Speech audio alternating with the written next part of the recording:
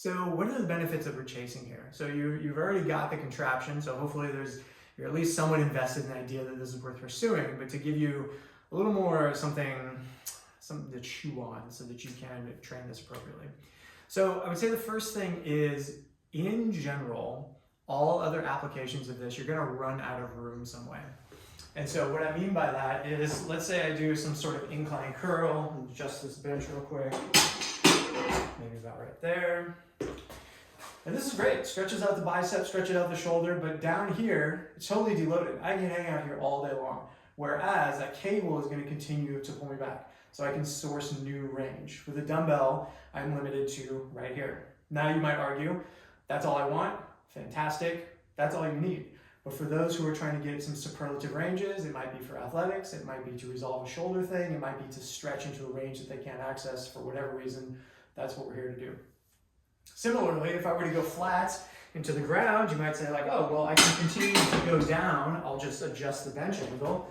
Well, this is why I ended up in this situation to begin with. My hands just fall into the ground. So yes, I do get a little more range, but I literally run my hands into the ground. I can't actually get further back. Not the least of which is a lot of this, if you try to do this with a dumbbell, it's very awkward to contend with because everything's kind of pulling you all over the place. You're contending with too many planes, whereas the cable uniformly wants to pull you to that exact spot. So when you have the bench anchoring you and preventing you from going somewhere, and the cable pulls you exactly that way, it tends to be a little bit cleaner. In general, it's just a better strength curve too. So back to our dumbbell, I'm totally deloaded. So it's very, very difficult, and then kind of deloads, I'm hanging out, not too big of a deal. I get a bit of a negative and then I relax again. The cable is essentially difficult the whole way through.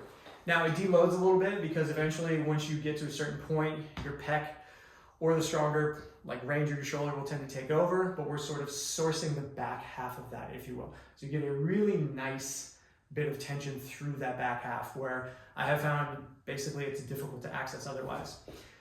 Some people may have set something like this up with a band. Well, the problem with the band is the band has only one thing, it stretches. And so as I go back, it deloads, I feel nothing. As it comes forward, right where I am the strongest, it tends to be the strongest. So where I'm the weakest and I want to get pull, it doesn't do it. And where I'm strongest and I'm kind of not really looking to train here because I've already overtrained here, it's the strongest. So a band can be rigged up to do some stretching stuff, but you get very limited in what you can execute. Again, cable just ends up being way better, way smoother for the strength curve. I've also found that this uniquely pressures against systems simultaneously. So what I mean by that is that my shoulders had tremendous dysfunction because I would run out of room, and because I had relatively tight biceps and relatively tight pecs, my shoulders actually were doing just okay. As soon as I would get out into this range, it's like, oh my God, it literally feels like it's going to rip my arm off. And then not to mention here, this tends to be the stiffest range for most people, it was very, very tender. These days, no big deal, I can stretch back and I feel great, okay?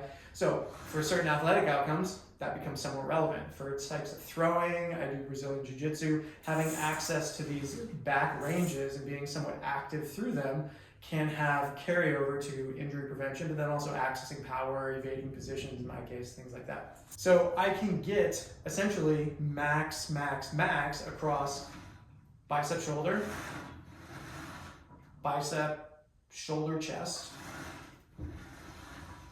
pec minor and lats, all these different combinations where because of the strength curve and because of the range, because of the things I unpacked with either bands or dumbbells or the apparatus, you just can't get it. And if you are, well, again, presumably you bought this or you have this because it looks interesting and appealing, but if you remain unconvinced, all I do is ask that you get into this range and go, holy shit, that feels terrible, and then adapt through it and go, okay, I understand that I was now missing something. Now, if you're not interested in that thing that you're missing, well, then you can go on your merry way. This is to access some very particular stuff that I myself found lacking. I found many of my clients lacked, and I think it's a worthwhile thing to pursue for, I'd say, a good majority of people that don't have hyper-specific goals through specific ranges that don't include this. Hopefully that makes sense. Anyway, now that you've taken a look at the principles, hopefully you are thoroughly on board with what we're trying to do here and what we're trying to accomplish. In seeking this, I also discovered, well, this is actually quite useful for a bunch of auxiliary supplementary movements that the common tools that are available just don't really stack up, and or this does better. So we can take a look at those in the next video.